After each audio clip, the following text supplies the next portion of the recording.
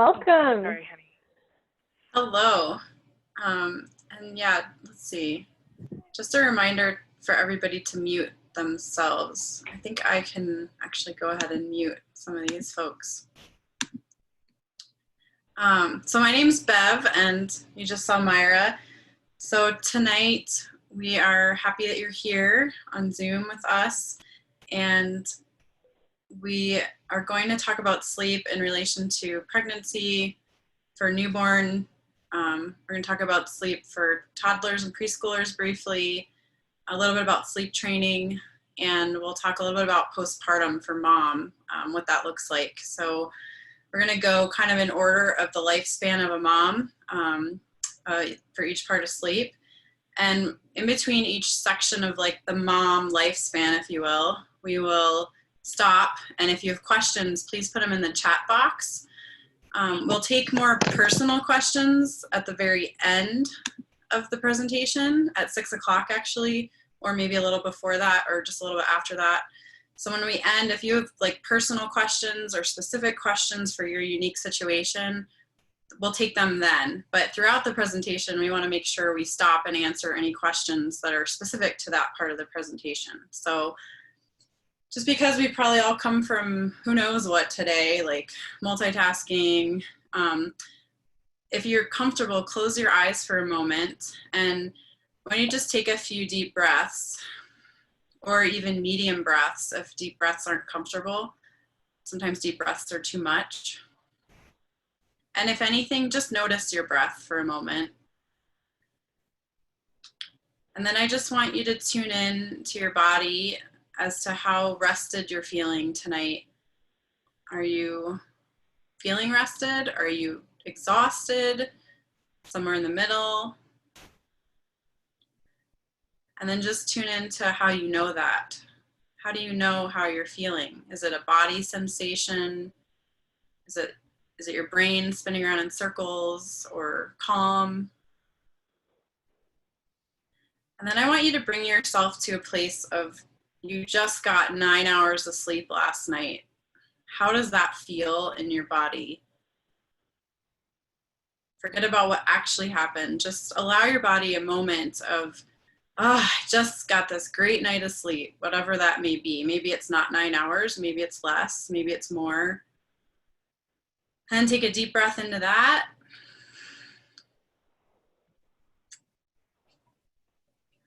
And then I'm gonna open it up to my friend and colleague, Myra. She is kind of where this all started for our community in Bozeman. She is the one and only sleep specialist in town. She's also an infant mental health specialist. And she's gonna share her story with you as to how she came around to this. And then I will share my story with you, and then we'll get into our more semi-formal talk.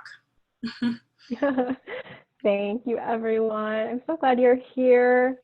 Yeah, so I am just going to share a little bit about my story and how I got into the sleep world. So this all started when my daughter was born, and that was now 8 years ago, last week. She was born not a great sleeper. She had her nights and days split, and she wouldn't sleep anywhere but on top of me.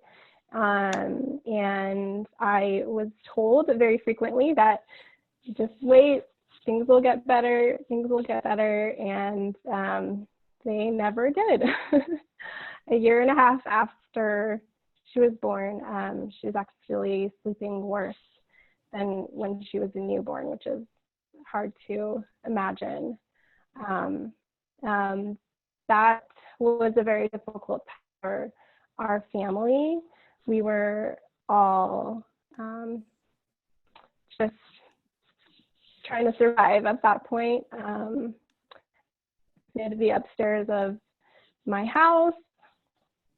That's my family right there. Because I had no short-term memory. I was just very exhausted, and my husband and I were arguing a lot because we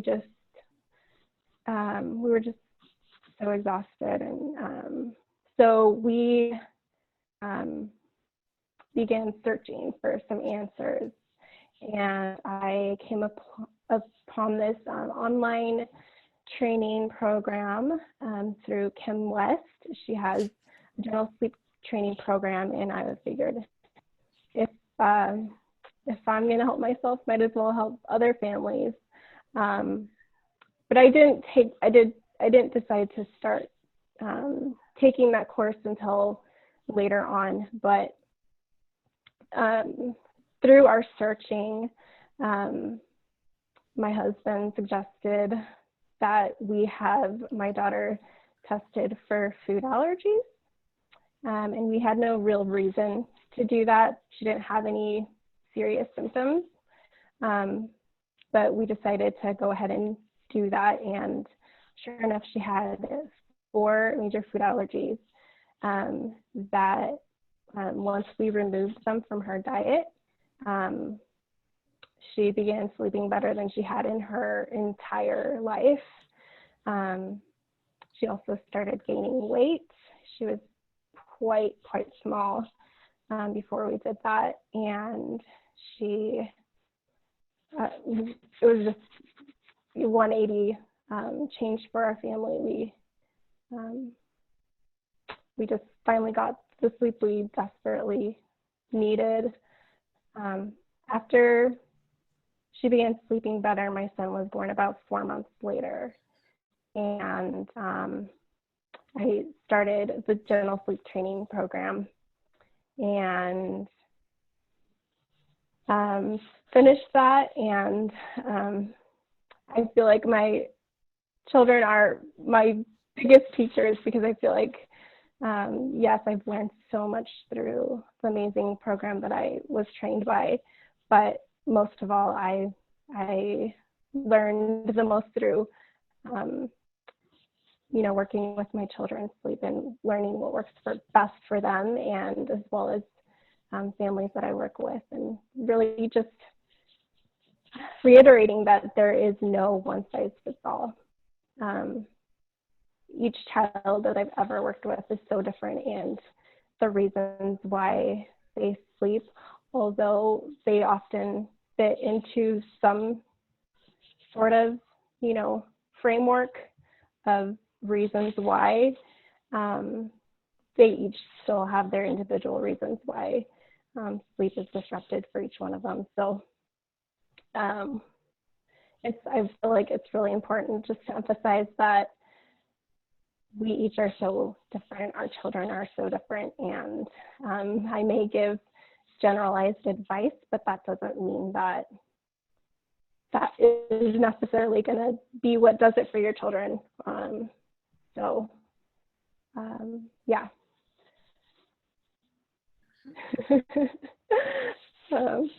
Yeah, so that's all I had to say. Awesome. Thanks, Myra. It's always great. It's always great to hear that story. Never gets old. So let me put up a photo of my family. So again, I'm Bev, and I'm a mom of 2 boys. This is just from this winter. So, and am I coming up on the screen, Suzanne? Okay. So this is just from this winter. So they are now just about 4 and, well, 3.5, just about 4. And the little one is a year old. And so just to give you a little background, let me get out of this. Let me get out of this screen share for a second. So just to give you a little background, before I got pregnant, just a little bit about what my sleep habits looked like. I was a freelance worker and a teacher, and I made my own schedule. So I thought I had like the best possible scenario for having kids. So I was like, I can sleep when I want and rest when I want, work when I want. So when I got pregnant, I was just following the same thing I was doing before I got pregnant, which was my bedtime was all different times. Sometimes it was 9, sometimes it was 11. I would take a nap whenever I felt like it. Like sometimes I would take a nap in the morning at 10. Sometimes I would take a nap in the afternoon. It just depended on my workflow for the day. And I thought that was I thought that was freedom. So when I was pregnant, I was very tired, and I just followed that. And sometimes I would nap for 2 hours in a given day, or like 2.5 hours in a given day. And then I would be awake in the middle of the night. And I'd never experienced night wakings in my life. But when I was pregnant, I'd be awake from like 3 until 5. So I would get on my laptop and do some work and then go back to sleep at 5 and sleep till whenever. And my pattern, like you couldn't find a pattern if you tried. It was like just all over the place. And so when my son was born, I was like, well, I'm already, all over the place. So that's probably like newborns. And when my son was born, he would sleep, Isaac, he would sleep like an hour at a time at night and feed every hour. And after like weeks and weeks of this and like a month or 2 of it, I started really feeling like just like exhaustion, and I felt like my emotions were all over the place. And I just kept asking everyone, like, when am I going to be able to sleep again? Because like I knew that would be like the answer to a lot of my exhaustion, and just like I would like feel just, I don't know, it would just feel off. So everyone kept saying like when he's bigger he'll sleep more, or when he does this he'll sleep more, or when he's 3 months. And it never got better. It continued to hourly wakings until 4 months old. He was always waking up every hour.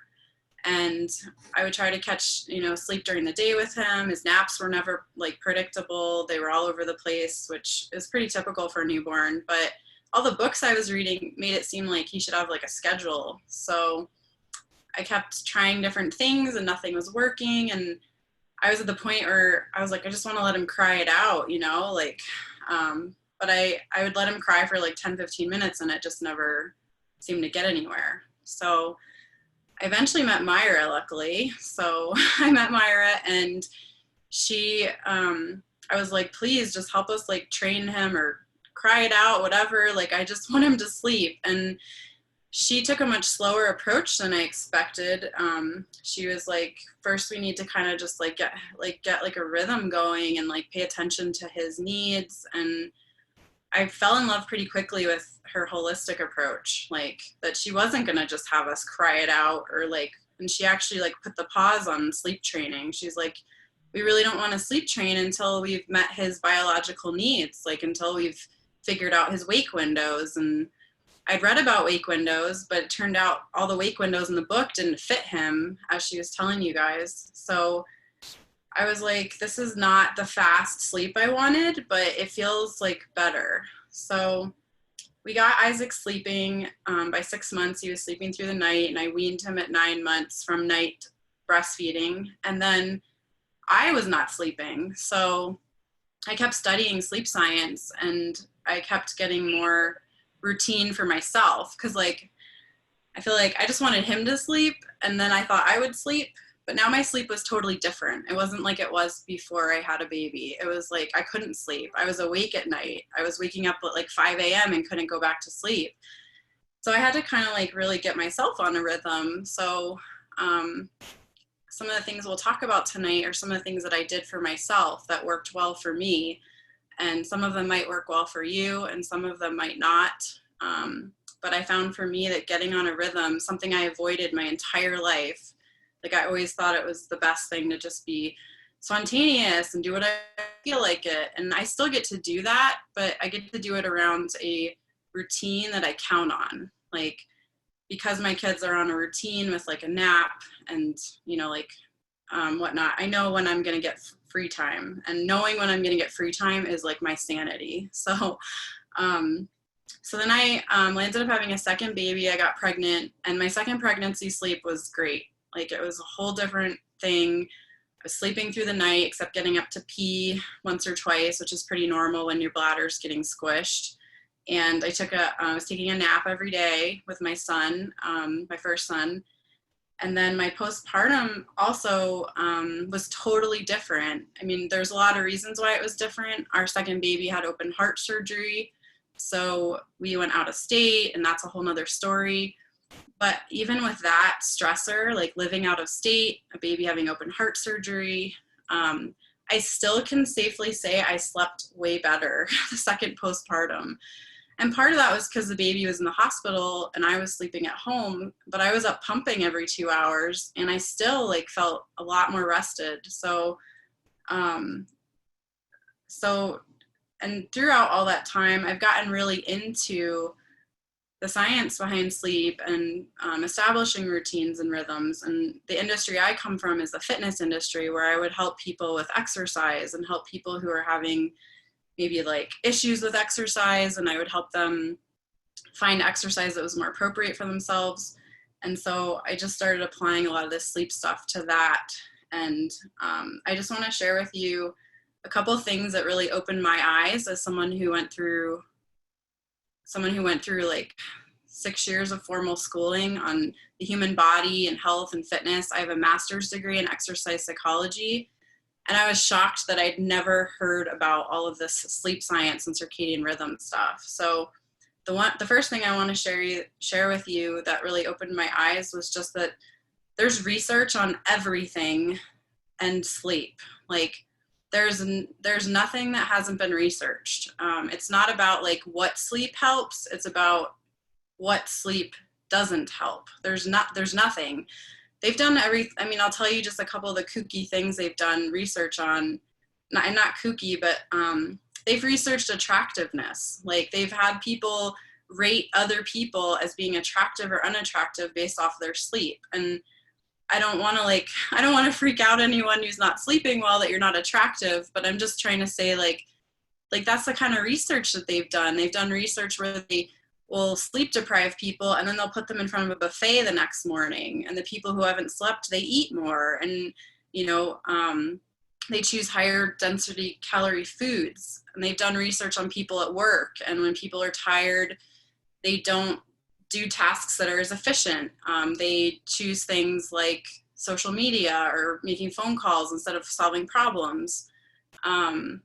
And one of the funniest ones that I heard about that I always share in my mom groups is that like we even do the dishes less efficiently when we're tired. Like we just don't function as high of a capacity. And as we're going to talk about today, like that may not be like getting as much sleep as you need may not be realistic depending on what phase of pregnancy, postpartum you're in.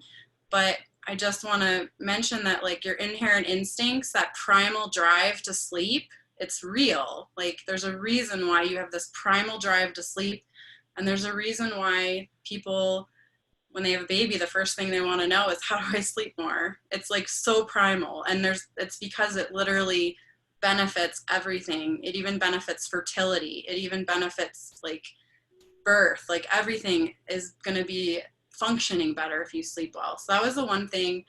And then the second thing I just want to show you before we talk about pregnancy is just this image. Let's see. Oops.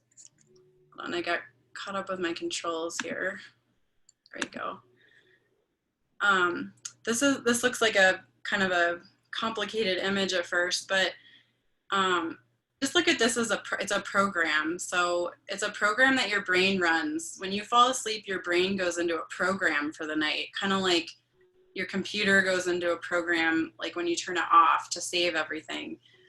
So this program happens every night. And if you look at the curve, at first it looks like a bunch of U's, but they're actually each different. So the first cycle of sleep in the night is a lot of stage 3 and 4 sleep. And the second cycle has a little less, and the third cycle a little less. And then we start moving into more REM dreaming sleep later in the night. And you'll see by the 5 to 6 a.m., and this could be shifted for whatever your sleep night looks like.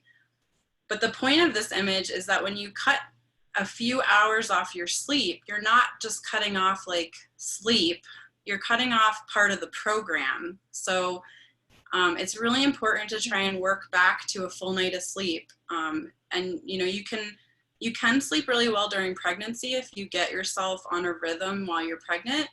And you can work back to a pretty healthy night of sleep postpartum, probably after like 6 months or so, if you get your baby on a rhythm. So I don't want anyone to feel like if they're not getting 9 hours of sleep or 8 hours of sleep a night, like that everything's ruined. I just want to show you that there's a reason why the guidelines suggest 7 to 9 hours of sleep. It's because the program needs to run, is how I think of it. So I'm going to pull this down, and I just love that image. I found it mind-blowing. And a lot of the guidelines do recommend 7 to 9 hours of sleep. And that's the other thing I just want to mention, is that 7 hours is very different than 9 hours. And even from reading recent information, like on Harvard's website, Harvard Sleep is a really great resource.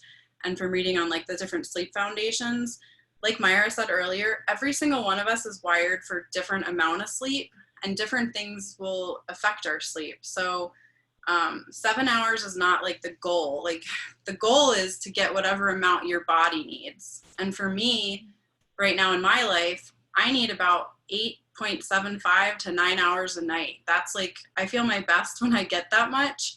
And if I get 8, I don't feel quite as right. And for some of you, that might sound like a lot. That might sound like, oh my God, 8 hours, I would kill for that. And that's okay. Like, that's totally okay. But like there is a number, there is like an ideal number for every one of us. And that is the ultimate goal. And when you're ready to get to that ultimate goal, you can get there. But until then, we have to kind of focus on baby sleep and toddler sleep, because if these kids aren't sleeping, then we have no chance of sleeping. So when you're pregnant, or before you're thinking about getting pregnant, the things to consider are when you're consuming caffeine, it's best to have it in the morning and not too much throughout the day. It's best to eliminate screens in the evening. I was looking at screens in the middle of the night when I was pregnant. That was a big no-no. It interferes with a hormone called melatonin. It's best to exercise during the day, not at nighttime, and to do exercise that's like maybe not too intense if you're pregnant or postpartum. The more you time your meals like with your rhythm, the better it can be. Other things to think about is a nap, like taking a nap around the same time every day. If you're gonna take a nap, try to like synchronize it. And then looking at alcohol, not if you're pregnant, but like maybe if you're thinking about becoming pregnant, trying not to have alcohol before bedtime because it interferes with deep sleep. So those are just a few things that you can kind of think about. Maybe one of those stands out to you as something that you could, change, or that you want to know more about. And then the other major thing that you want to consider when you're pregnant, and this will tie right into newborn, is circadian rhythm. So I'm just going to show you one more picture, and then Myra is going to come back in a minute. Let's see. Just got to get this guy up. So if you're not pregnant, or you're thinking about getting pregnant, or you are pregnant, or really for everybody and anyone, there's night and day in this image, and there's two major curves. There's cortisol and melatonin. And if this is too much to look at right now, just ignore it. But like, it's just the idea of that cortisol should be low during the day, and cortisol is like our stress, our wakeful hormone. It's not necessarily a bad hormone. We need it to wake up every morning. Without it, we would not wake up in the morning. And then melatonin rises at night. And we want to get these two biological factors on a rhythm as much as possible. And all those things you read about, like don't, only drink caffeine in the morning, turn off your screens at night, don't drink alcohol at night. All those things help regulate this rhythm. And the more that this rhythm is regulated, the better you'll sleep, the better you'll feel. And so when you're pregnant, you have this wonderful opportunity, especially if you have no children yet, to get on a rhythm. And so, let's see. So the number one thing that you read in all sleep research and everywhere is you want to have the same rising time and bedtime every day. So this was something I always heard about in my life and was like, I don't see how I could do that. Some mornings I like to sleep in, and some mornings I like to go to bed later. So what you want is the same bedtime every night, the same rising time every morning, and enough sleep in between that, and enough time in between that you can get the sleep that you need. So we each need a certain amount of sleep. And when you're pregnant and you don't have any babies around, ideally you can kind of set aside maybe 9 or 10 hours for sleep every night to find out how much sleep you actually need and make sure you get it. And the reason that can be so important when you're pregnant is because they're finding in new research that baby picks up on mom's rhythm when she's pregnant, and baby is born with mom's rhythm. So again, not to freak anyone out, if you didn't do that when you were pregnant, it's not too late to fix things. Myra and I both fix things, no problem. We both sleep really well now. But that's like what the research is showing. So when you're pregnant, there's this great opportunity to get on a rhythm and set yourself up for when baby comes. So I'm going to let Myra continue on anything else with circadian rhythm, and then she's going to talk more about babies. Mhm. Thank you, Bev, for that. It's so true, how babies pick up on our rhythm and, or lack thereof, if you will. But the thing is that babies are born, if you will, jet lagged. They don't know what side is up. And so the more you can, and the sooner you can help baby know what a rhythm is, and the best rhythm is what works for his or her body and your body.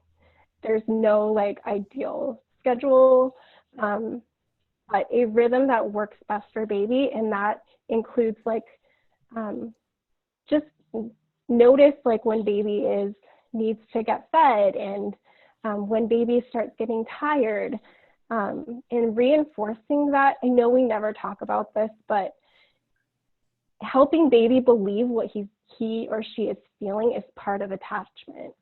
And so helping baby reinforce that, yes, you're tired, so let's sleep. And that is just going to help establish such a great foundation that you can work off of. But in terms of like a schedule or like expectations for newborns, there are none. I've frequently been getting questions in terms of like, my baby's waking every 3 hours in the night, or my newborn's waking every 2 or 3 hours at night. Is that normal? Yes, it's normal. If your baby's even waking every hour, that's normal too. We're all born with different types of arousal states. Like some babies get aroused more easily than others. And so learning your baby the first few months of life is the key to establishing great sleep, or, even during the newborn period, but especially afterwards. So there are no expectations except for you learning each other, like you would a friend, like you would, you just met your baby. And so learning your baby after that is really the only expectation you need to have, and giving yourself grace for that, and not, really tuning out anything that anybody really says about newborn sleep, because unfortunately there's a market for helping newborns sleep through the night. And so how are they going to market that? They're going to tell you that it's possible. And I'm sure, I know newborn babies sleep, some newborn babies sleep through the night. And in terms of sleep through the night, I just want to say, like, I believe that's 5 hours straight. Like technically that's 5 hours straight. But that's not the norm. And should it be the norm for your baby? Get to know your baby. Is it the norm for your baby?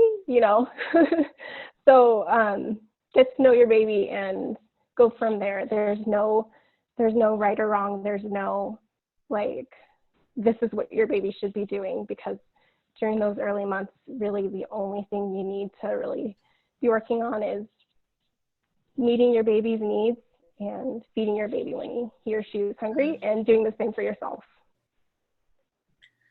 That's great. Yeah, and as far as that goes, from the mother's perspective, then coping is the other piece of that. Like, to really bring your to-do list down. I mean, even actually right now during these times with COVID, my to-do list is back to like, not newborn status, but it's pretty like, I'm like, if I can cook one fresh meal today and get a little walk in, like, that's it, you know? Just don't, I think a lot of us go into having babies with like these huge to-do lists, very productive, we're very fast paced in our society. So, I know when I had my first baby, my expectations didn't change as far as what I could accomplish. Just put the baby in the wrap and the baby will just do whatever you want. Like, and then getting lots of support. And that's where like roots groups come in, and doulas. If you are lucky enough to have family, get support, whatever you're comfortable with. Not everyone's comfortable with a doula coming into their house. And I mean, I love doulas, like they're like magic, but they just come in and like, whew, the house is clean, the baby's sleeping. Like I had one doula come by and she's like, I'll take the baby and I'll clean the house. And I was like, wait, I don't even know how to do that. So doulas are great, but if you're not comfortable with having someone come in and clean your house, source out whatever you're comfortable with, like dog walks or someone picking up groceries or whatever, just get lots of help. It won't last forever. It won't be for the rest of your life. It may even just be for 3 months. It may just be for 6 months. So I know my second postpartum was like, I had so many helpers. I set aside extra money for that. And then I just wanted to touch on sleep when the baby sleeps, because when I was showing that image of circadian rhythm with cortisol, so cortisol is a hormone that helps us be awake. And when you are sleep deprived and you're tired, or even right now you might notice during this like pandemic, your cortisol levels might be elevated. And when your cortisol levels are elevated, it's harder to take a nap. It's harder to go to sleep at night. So take the pressure off of sleep when the baby sleeps, but I say rest when the baby sleeps. So, because when that baby is sleeping, there is only one thing you can't do when they're awake, and that's close your eyes and rest. And except if you're breastfeeding, you can probably get away with, or I guess bottle feeding too. But like your cues are on. Even if you're sitting on the couch with your eyes closed, holding the baby, like you still have like this alert system on because the baby is awake. So rest when the baby's asleep, or at least eat when the baby is asleep. Because that was always try to make that my priority as I got more wise about how to be with a baby. So so like Myra said, there's no expectations with a newborn except getting to know them, and then getting to know yourself as like their partner and taking care of yourself. So I just wanted to touch on that coping side and taking care of yourself. And I think that was it. Unless you have other coping ideas, Myra, then you could go to the next, then like, when can our baby sleep through the night? Yeah. I love something I heard at a perinatal mental health conference that Suzanne and I went to, and it was, rather than feeling pressured to sleep when baby sleeps, just think of it as resting when the baby sleeps, and whatever rest looks like for you that feels good, do that, and don't feel pressure, because who can sleep when they feel pressured to sleep? Like, really, let's be honest. I don't think any of us. So rather than feeling pressured to sleep when the baby sleeps, just make it a point to get some rest when the baby is sleeping. And let everything else float by. It'll wait for you later. Do you have anything to add to that, Bev? No, just, okay. That's easier. I mean, it's just easier said than done, but even if you can take 5 minutes to like, even 5 minutes of closing your eyes or stretching, like Myra said, whatever rest looks like for you. Maybe rest is not sitting still. Maybe it's like moving, but closing your eyes and just, Yes. So, like I said, there's really no expectation for newborns in terms of sleep. But what I do like to, just a general thing of what you will likely be seeing as baby grows older is So by about 4.5 months, babies start producing their own cortisol, which is a wakeful hormone. And so you will start noticing that baby is a lot more wakeful, and even including at night, you will probably feel a sleep regression at that point by around 4.5 months. And then you will hopefully start seeing nap rhythms start developing during the day. So you will likely start seeing the first nap start happening around the same time every day.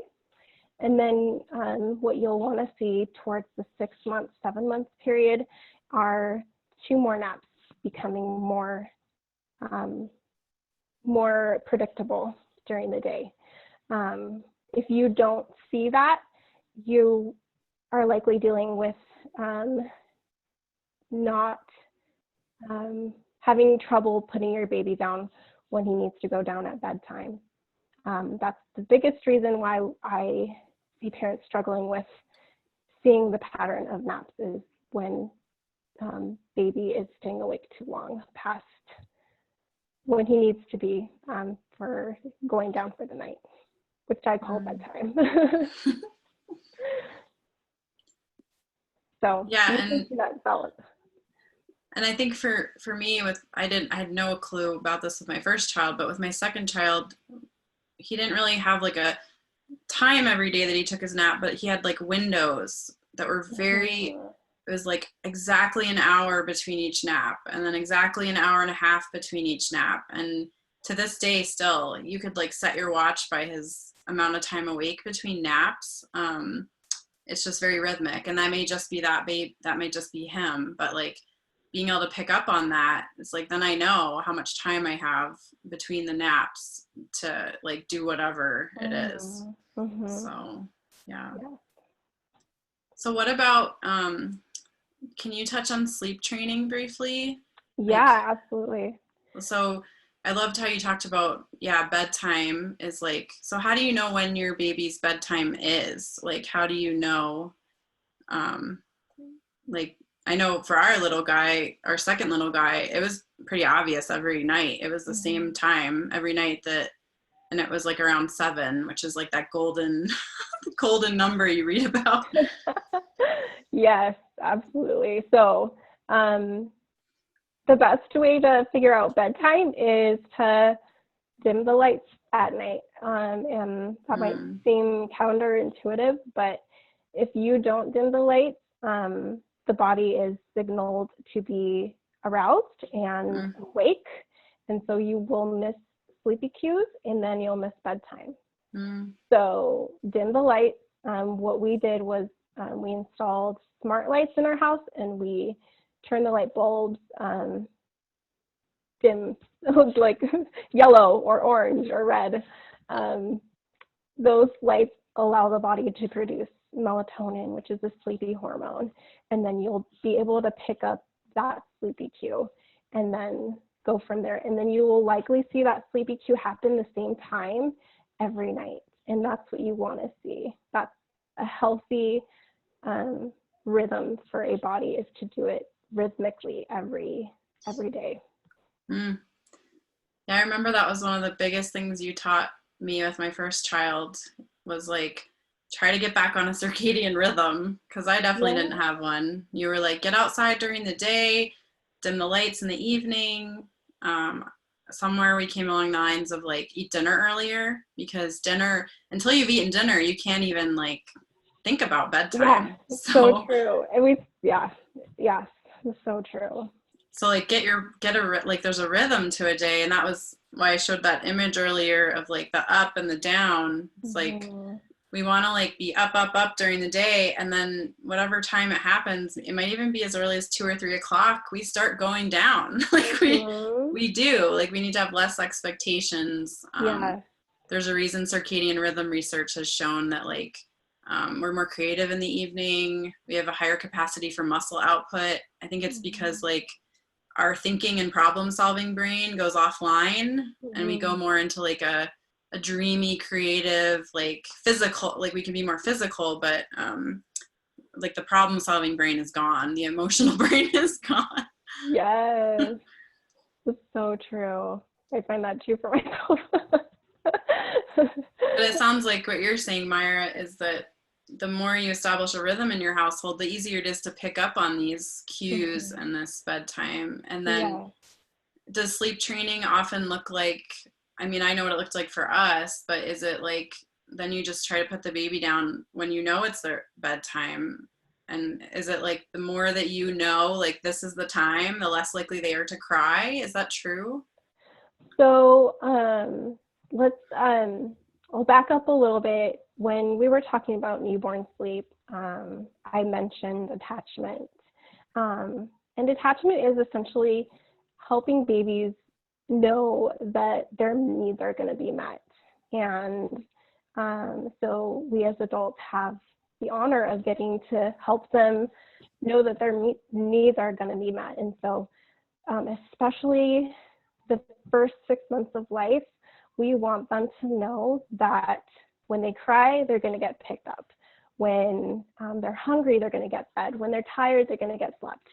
And so however you need to do that to help them know that's what happens, the more secure they're going to feel about themselves. And the ability to calm themselves starts to develop when you do it for them. So it might seem opposite of what you were told, that, you know, babies, in order to be independent, babies need to learn to self-soothe.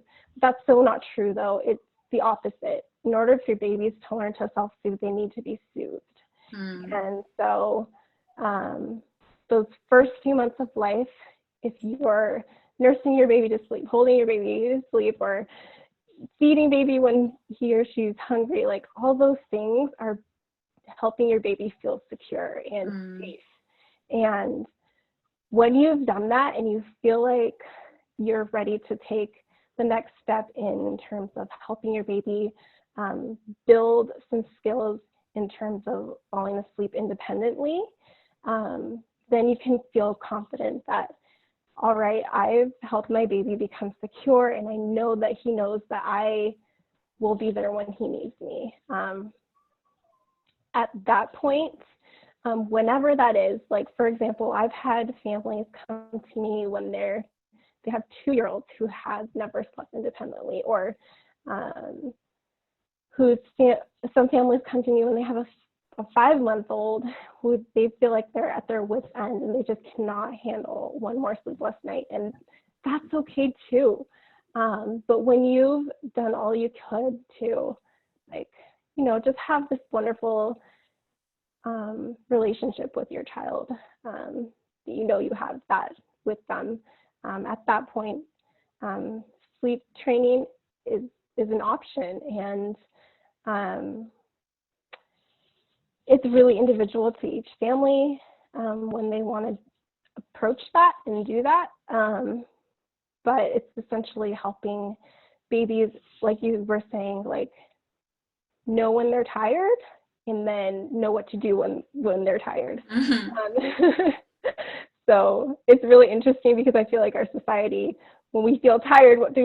We rev up or just ourselves. We have had a really bad habit, I feel like, in our society of not honoring what we need to do with sleep. So I also feel like that's why it's tied into why we wrestle with sleep training so much, because we don't trust ourselves, we don't trust our bodies, we don't know what to do when we're tired. So we get to help our children learn to do that. It's actually really exciting. We get to help our children know what to do when they're tired and teach them how to do that. It's like reading a book or riding a bike. I use an approach called scaffolding, where you help the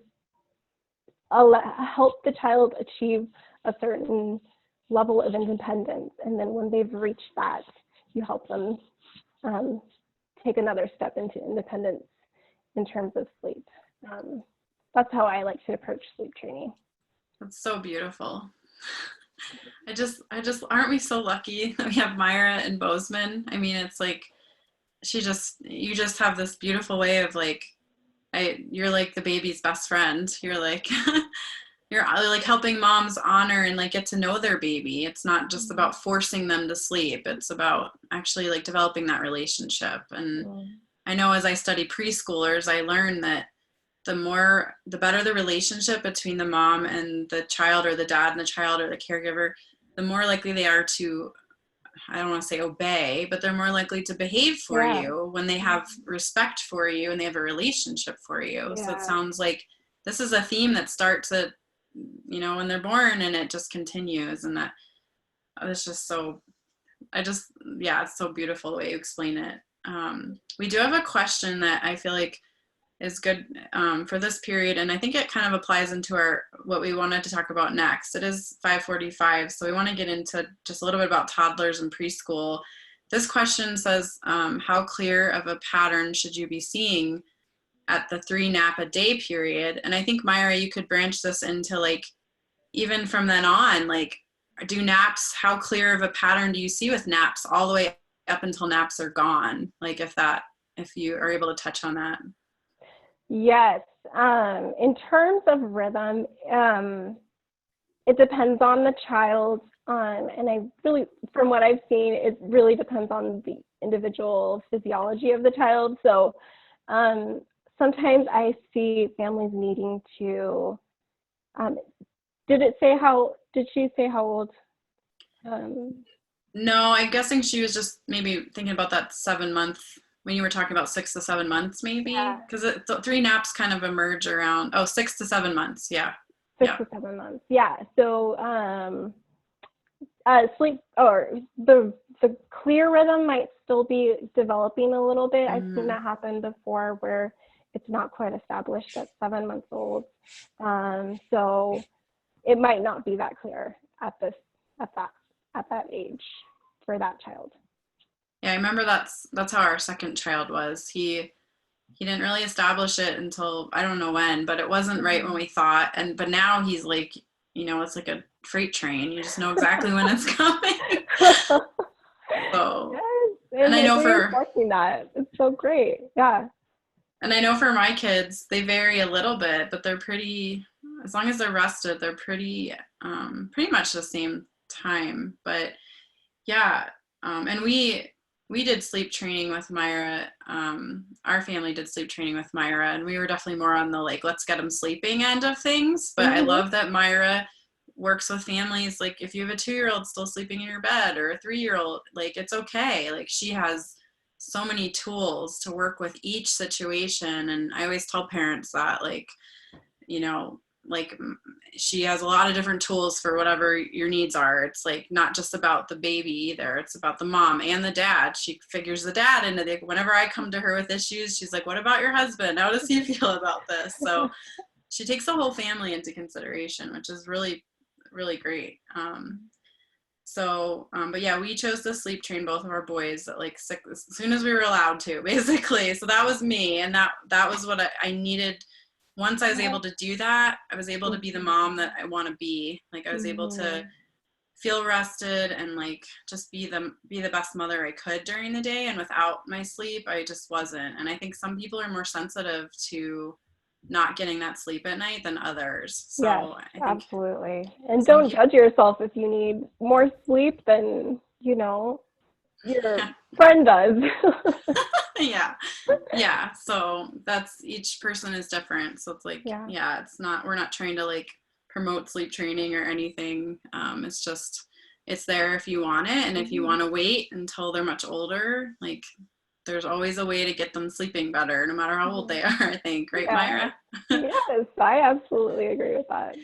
I mean, I was 37 when I started sleeping better. So, I mean, I always slept really great, but it was like all over the place. And I never felt, I'm just blown away at the energy I have these days. Like I have more energy now as a mom of young kids than I had most of my life. I was always tired, always looking for like ways to feel more energy, to feel more vibrant. And now it's like, it's just, so for me, it's my thing. That's my thing. For other people, it's something else that works really well. So For some people, like coffee works amazing to like perk them in the, like, that's great. I wish I could drink coffee.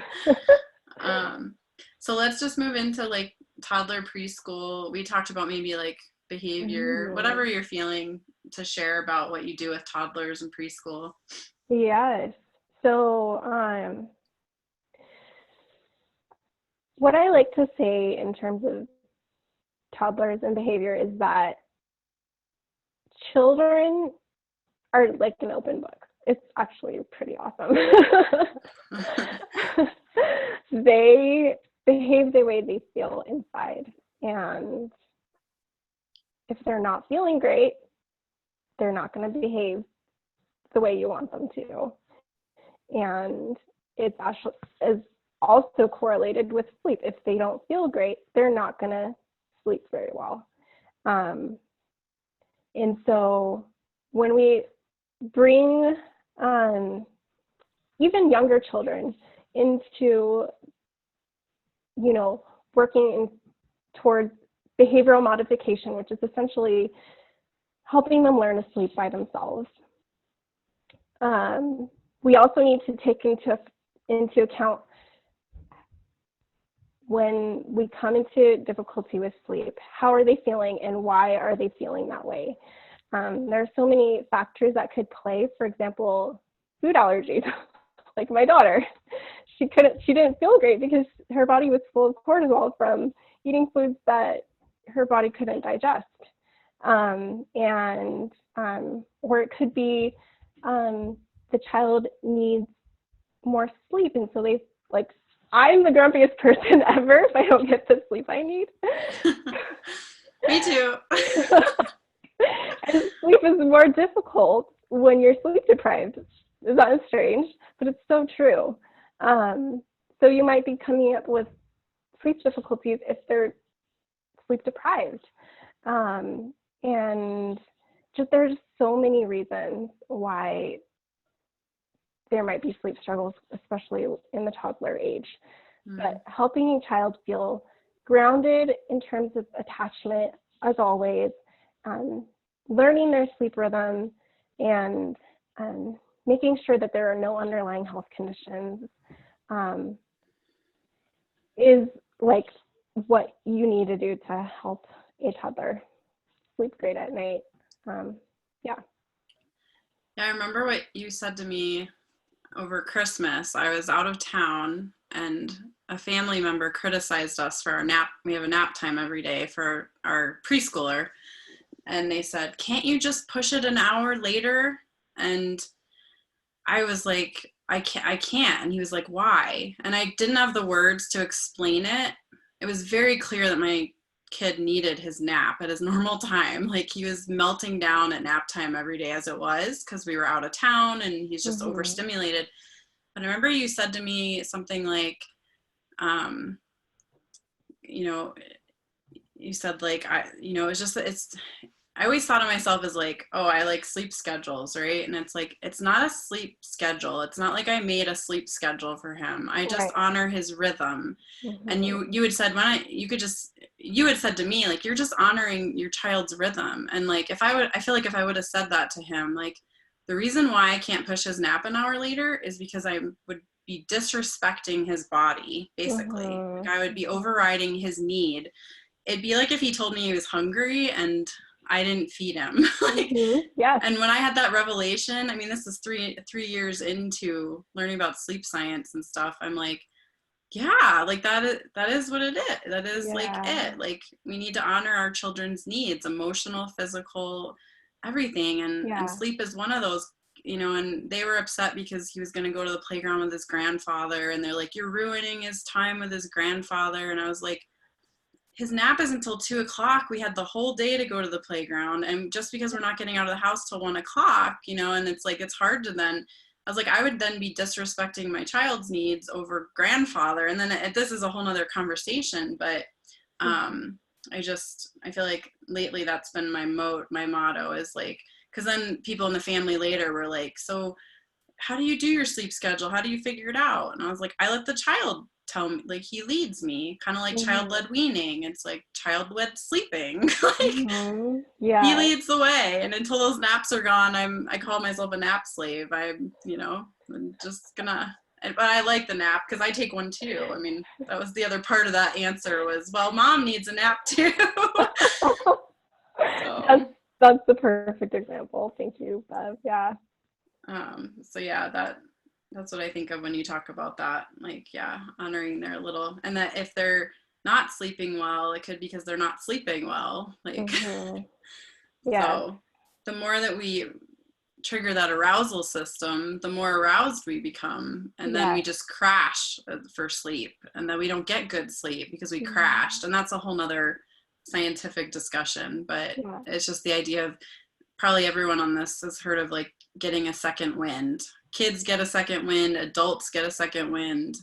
And when you get a second wind, it has implications. Like, yeah, you stay up later, but then when you finally do sleep, your sleep is often disrupted, and maybe not that night, but maybe the next night. It's like the body has a way of balancing that's, again, there's science behind it. But so I wanted to I'll move into postpartum briefly. So like, obviously kids need to be sleeping for mom to be sleeping, or dad, or the caregiver. But once you do get your kids sleeping, like I told you in the beginning, sometimes you may not be sleeping well. And that's when we can go back to, like, first of all, goals. Like, why do you want to sleep well? Like, what are your reasons? And for some moms postpartum, it does come down to emotional stability and mood. I did a sleep study when I was learning about all this. I went out to Belgrade and did a sleep study, and the doctor out there said to me, he thinks that one of the number one triggers for postpartum depression is sleep deprivation, and again, we can't really fix that in the first 6 months, like we maybe can't control it, but it doesn't need to continue forever. So if you're having mood issues or emotional issues, just consider sleep as maybe part of that, and maybe part of that. Also, moms trying to lose weight after they have a baby, being a fitness professional, I have to say, like, don't rush, this is a whole nother conversation, but like, don't rush to lose the weight. Give your body time. A lot of people say it takes 2 years for the body to completely rebalance. I know it takes the body at least a year to recover from sleep deprivation. That's when you actually start sleeping again. So it's like, I'm 12 months postpartum now. I just started sleeping through the night at like 6 months. So I'm only 6 months in. So you might need extra sleep during that period. Like I said, I need like 9 hours a night, and I take a nap every day for 25 minutes. That may eventually decrease over time. I don't know. But I know the sleep doctor also told me that every person has a certain amount of time it takes their brain to run the program. And we want to try and get to that goal. So whenever you're ready to try to get to that goal, you can again look at your caffeine consumption. This is something that may need to decrease and maybe eventually go away, even though it's a crutch that gets us through postpartum. It could actually be contributing to the sleep problem, and then it's just like a vicious cycle. And so it can be hard to stop drinking caffeine, but that can be part of the issue. If that resonates with you, you can learn more about it. The screens in the evening, a lot of times we put our kids to bed and then we want to like watch a movie or like get on social media.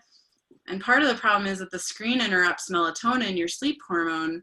But the other part of the problem is that we were talking about last week, Myra, was that it sometimes like gets you excited, like either angry at social media or like excited or like gets your brain going.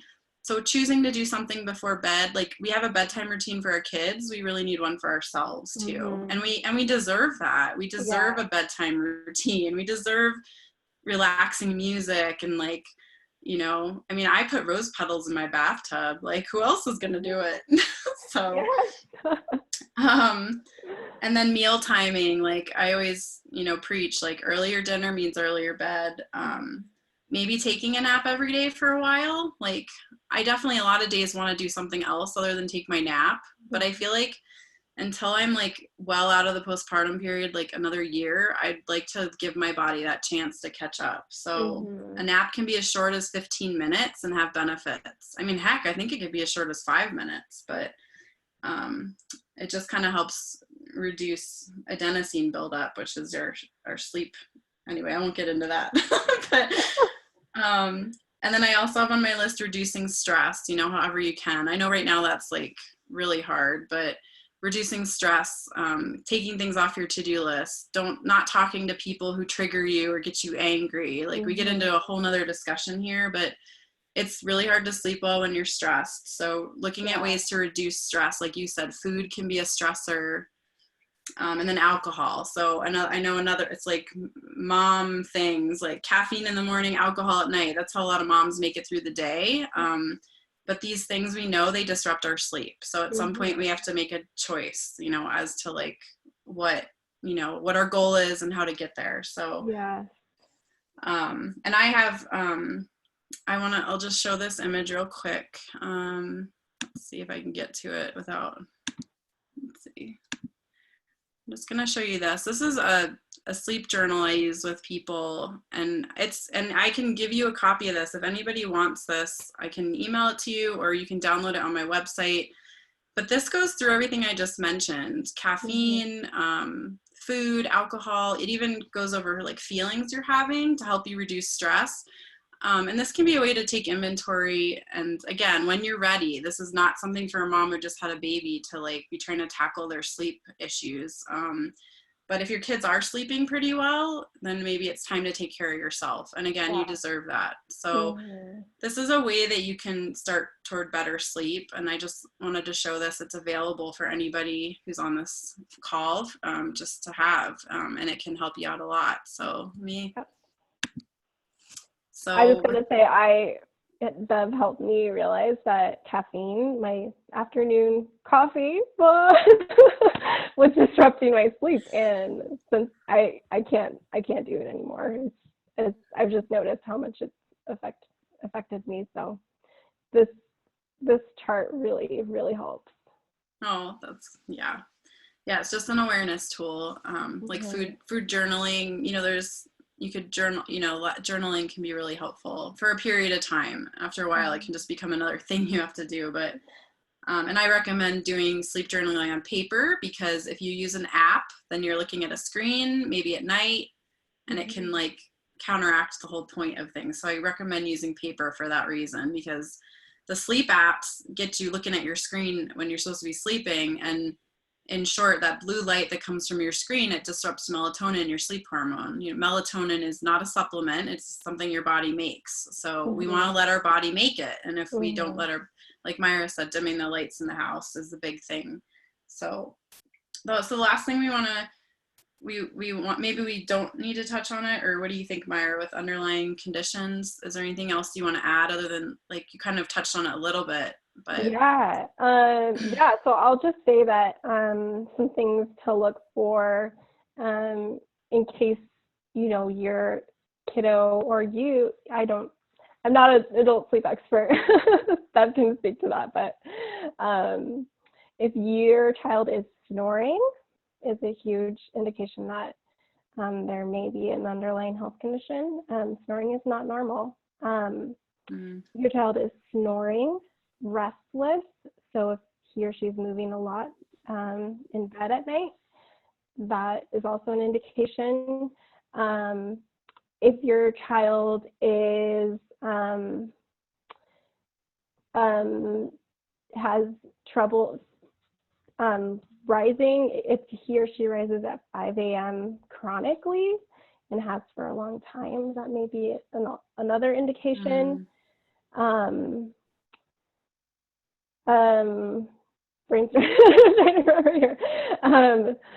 If he or she has eczema, is not pooping regularly, all those things can mean a dysregulation in the body. And if there's a dysregulation in the gut, that your body can't produce melatonin. And if your body can't produce melatonin, it's going to produce cortisol to make up for that natural energy that it would otherwise have. So just some things to be aware of. Yeah, and with adults too. There's snoring in almost every kid's book out there. That snoring is like the sleep sound, right? Like mommy's sleeping. It's like, that's not, it's kind of funny, but it's not funny because it means Yeah. that they're not getting oxygen. And Yeah. so so those are things to think about and talk to your doctor about, which a lot of doctors these days don't really know a lot about sleep, but we do have a sleep doctor, a couple of them in Bozeman. So You can get a now's referral. now's probably not the time, but maybe once COVID passes. But so and then there's just one other question here, and then we can open up for other questions. Yeah. Let's see. Oh, there's a couple of questions that are coming in. So I'll take the questions in the chat, and if anybody wants to like come on and say hi or ask questions, you can, but the chat works great for this. Can you describe common sleep cues? I'm sure not every kid shows the same cues. That's such a So great question. So there are, I should say, like a range of sleepy cues, ranging from early sleepy cues to like more advanced sleepy cues. More advanced sleepy cues involve like rubbing of the eyes, yawning, fussiness. That's an advanced sleepy cue. And then like early sleepy cues would be like just wanting to be near you, or zoning out, not being as energetic as they would otherwise be. And then, so the thing about sleepy cues is that children need different varying amounts of sleep pressure going into nap time. For example, one of my clients, their child needed to be asleep by 90 minutes after their last nap. Like, it had to be at that time, otherwise they'd get a second wind and then their night's sleep would be disrupted. Bev, do you mind me sharing? No, you can share anything about my kids. Felix, for example, Bev's youngest, he needs a ton of sleep pressure going into his nap, where he shows more advanced sleepy cues to be able to nap well, and then resulting in good night's sleep as well. So I will say that in terms of bedtime, generally, we don't want advanced sleepy cues. We want to get the child in bed before they even show advanced sleepy cues, or even sleepy cues at all. And the reason for this is because so we don't want to miss that optimal sleep time at bedtime, because that establishes a rhythm for the next day. And so if we miss that sleep time at bedtime, we're going to be struggling for a few days. Does that make sense? Yeah, I think that's great. I mean, it's like everything else, sleep. It's very individual. Each child is a little different, but that's great. That's a great example that some kids need more sleep pressure for a nap, and other kids, if you miss that window, then forget. Like we have never missed a window with Felix, and I don't think it has to do with us. I think it's just he has a great capacity for that. But then he's 13 months old almost, and some of my family members who criticized us for our nap thing over Christmas were laughing that his bedtime is 8:30 right now. They're like, what? That doesn't seem like you would have an 8:30 bedtime with how strict you are. And I was like, it's not me, it's him. That's his. He still has 3 naps right now, and that works really well for him. He sleeps, he goes to bed at 8:30 and he sleeps through the night, and he's happy. So that's what we're doing, and I would love an earlier bedtime, but we're honoring him. So it's just so different for each kid. Whereas my other son, Isaac, he'd always had like a 6 or 7 o'clock bedtime, like the whole time. And he dropped his 3rd nap, like, I don't even know, like 7 months. No, it's like really early, like 8, 9 months. It was really early. Yeah. And then he dropped his 2nd nap really early too. So we'll see what happens with Felix, but yeah, that was great. And then we have another question coming in. I just want to really quickly, just so I don't forget, I want to put up a picture of Myra's business name and my business name so you can find us in case some people have to go. Myra's business is Hearts and Dreams Professional Pediatric Sleep Consulting, And she has a Facebook page after that name. I think your Instagram is your name though, right, Myra? It's yeah, so it's a Hartzheim. Wait, see. I forget. And you could type it into the chat box at some point. Okay, yeah, I can do that. But if you look up either of our names on Google, you'll find all of we're both active enough that Google will just show you all of our accounts. Like if you type in my name, I'm one of the only Beverly Hosfords out there that's got all this stuff. So all my accounts are Beverly Hosford. And then Myra, you might find her under her name or under Hearts and Dreams. So, you know, I just wanted to mention that Myra does free consults, and I have my free sleep journal as like offerings for you to like see, you know, if you need more help. And then we both have services available, you know, if it goes beyond that, like where you need personal coaching, we both do that. I do it through a guide. I have a guide that I wrote, and I do weekly email check-ins. And then Myra she has different packages, but she works by text and phone, which was a lifesaver when I was with a newborn, because I would just text her my stuff every day and she would text me back. So I thought that was wonderful. Yeah, because I hear it's like just check the text. So okay, so with that being said, we'll get into some of these other questions.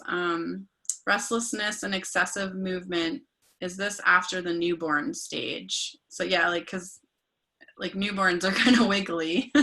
They sure are, yeah. That applies to newborns as well. But I will say that if your intuition is saying that something's off with your baby's in newborn sleep, like talk to your doctor and talk to your lactation consultant. Or I've found such comfort and reassurance with naturopathic doctors. They are so helpful and educated when it comes to what's normal, because they will look at the whole child. So if you're worried that your newborn is too restless, and I wish I would have looked into that when my daughter would not sleep off of me, because it's just nice to have the peace of mind. Yeah. And then Suzanne, you said talk a little more about newborn. Was that in regard to that question, or? Yeah, I'm like just want to hear more about like sleepy cues for newborns. Like how I know you were talking, Myra, about like learning our babies, and like that's our most important job in the first 6 months. But are there particular cues that we can take note of that maybe we are not born knowing as moms? Yeah, that's such a great question, Suzanne. So for very, very newborns, like just a few days old or weeks old, you'll tend to see babies sleep more than they don't. So that's normal. But make sure that they're eating regularly. But in terms of sleepy cues, it depends on their alertness level. So you may need to, if your baby hasn't shown any sleepy cues by an hour or an hour 15, take them to a less stimulating room, and then, you know, just kind of like see if they're winding down, if you can see anything that happens before they start getting sleepy, falling asleep, I should say.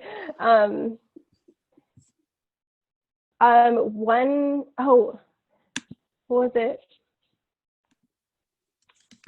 Isaac would yawn, and we thought it was a sleepy cue, but it was actually a feeding cue. Yeah, so it's like I was putting him down when he yawned, and he wouldn't go to sleep ever. And I was gonna say about Isaac too, like you need to take him into a quiet, dim room, or you'll never know. I remember when he was a newborn, everyone was like, he's so alert. Look how alert he is. Like it was a positive thing, which it was nice. He was like wide awake. But he was so alert that he'd go 3-4 hours without a nap as a newborn. And that's why he was waking. It may not have been why, but like that was part of our problem. So, but yeah, and even into toddler and preschool, when I was trying to catch, like, his nap was changing a little bit as he went through some milestones as like a toddler. I had to take him in his room, close the shades, get a book, and then the kid just goes. But if you let him play in the yard and wait for him to tell you he's tired, it's never gonna happen. Yeah. He's still that way too late. Yeah. And I think I'm probably that way too. Like, you know, although I was gonna say, like, you know, it's good for mom to learn, like, one way you can turn into newborn sleep cues is start learning your own sleep cues too. Like, start paying attention to your own sleep cues as a mom. Like, I know one of mine is, like, if I start going on social media and I want to, like, just scroll, it's a lot of times a sign that I'm tired and I don't have energy for anything else other than social media. Sometimes I want to go on social media because I need connection or I'm lonely, but sometimes it's more of this, like, frantic, like, I'm just so tired, I can't, like, do anything else. So yeah, on going off of what Bev said, newborns often, they only have enough energy to be alert for a certain period of time. So if you notice that they're not wanting to engage you facially, like, they'll start looking away, try and, you know, see, maybe they just need a break, but that might mean that they might need a nap, a quick nap. But this wonderful book called Natural Sleep Solutions talks about how we all have this 90-minute alertness cycle. And I found this to be generally true, not, you know, globally true, that newborns, if they're awake more than 90 minutes, or, you know, if they're awake a little longer, that's completely fine. But you might want to start saying, okay, let's see if this baby is tired every 90 minutes or so. But that's newborn. So yeah, just some suggestions. Yeah, I love the 90-minute thing. You can kind of observe. It's called ultradian rhythm, I think, is that concept. With adults, is they say adults, when you're working, like, at a computer, 90 to 120 minutes, which is an hour and a half to 2 hours, we generally need a break. And so you can kind of notice that in yourself too as an adult. Like, you know, you can give yourself a break every 90 minutes and see if that helps you with your energy during the day. I remember when Felix was a newborn, I was, like, freaking out because he would stay awake 90 minutes. Because when Isaac was a baby, he got so sleep deprived that when Myra and I started working together at 5 months, I think we had, like, 45-minute to 1 hour wake windows at one point at 5 months old. And then Felix came out 90-minute wake windows, 2 hour wake windows. And I was like, oh my God, this is way too long. And she's like, but he's napping every 2 hours, right? And I was like, yeah. She's like, then it's probably fine. They're just all so different. They're so different. Yeah. So, and I know both my kids look for me when they're tired. If they're really tired, especially, they look for me. So, are there any? What? That's a good sign. Yeah. So it's like if your kid is looking for you, like, there's been days, like, when we got back from our Christmas trip, where Isaac was coming and clinging on to me, like, an hour before his nap time. And I'm like, well, leave me alone. Like, what are you doing? And he's like, Mommy, I need a nap. And I was like, you need a nap? Who is this child telling me he needs a nap? Like, but I love it. Yeah, it's like if they're, so sometimes when they're crying or they're upset or they want you, it's because they're tired and they just don't know how to say it. But luckily he knows how now to, he asks me for naps sometimes, and it's like, I love it. Felix too, like, when it's nap time, he gets so excited, he, like, makes this noise where he's like, it's nap time. So you can create a real positive experience for them with My sleep. kids ask for sleep too. It's possible. Yeah, it's so beautiful, you know. But I think I was definitely raised in my family and in our society to look at sleep as a negative. Like, if you're tired, you're weak. If you're tired, you're not working hard enough. you need to push through and all that stuff. So yeah. I don't see any other questions popping in. Suzanne, do you have any more things come into mind that you get asked by your mamas in your support groups? Because we have 8 more minutes that we can sign off if there's nothing else too. So I don't have any specific questions, although yeah, I think you all have hit on lots of great things. And I think my biggest takeaway is that sleep is very individual, and it sounds like it's individual through the stages. So newborns have like sort of general things that are happening, and then around the 6-month things are happening, and year things are happening, and same for us. But it's all unique, and so what works for one doesn't work for the other. And I think that for me is the biggest takeaway. The other thing that I found very helpful is the taking care of mom during this stage, when we know we are going to be more sleep deprived in those first 6 months, first year, first however long it takes for you all to learn rhythms. And I think finding those coping strategies and techniques that work for you are really, really important, because like Bev was saying, sleep affects every single part of life, and it actually, we know it as the least expensive, most effective way to feel well. And That's so good. so I mean, those are my big takeaways. So I love thank that. I love that. Least expensive, most effective. Yeah. That's great. Yeah, but to be gentle with yourself during it. Like, the body goes through so much being pregnant, and it takes time to recover, and sleep is just another part of that.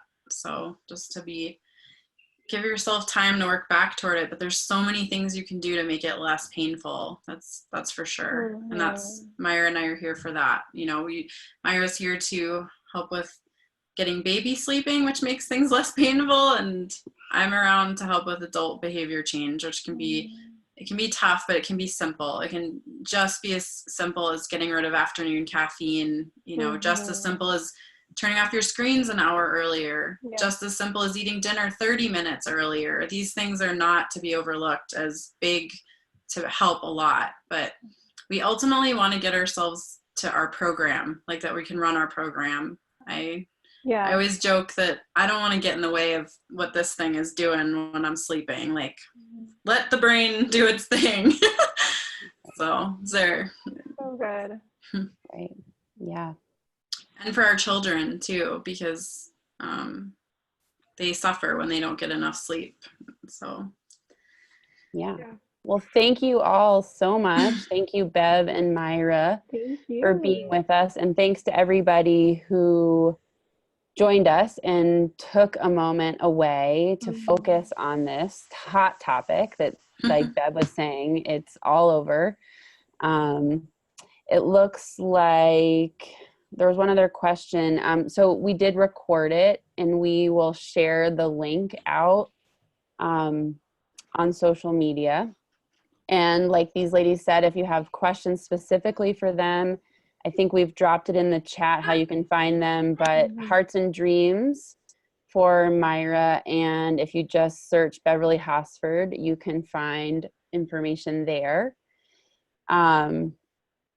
Please stay connected to Roots. We're so grateful for this type of technology during this time when everybody is feeling overwhelm, anxiety, and like just honestly like loneliness. So I encourage you to stay connected with what we're doing, however that works for you. But we really enjoyed having you here, and we look forward to seeing you all again soon. Yes. Sleep well tonight, whatever that means for you. Yeah, sleep well. Thank you so much. Thank you. Good night. Good night.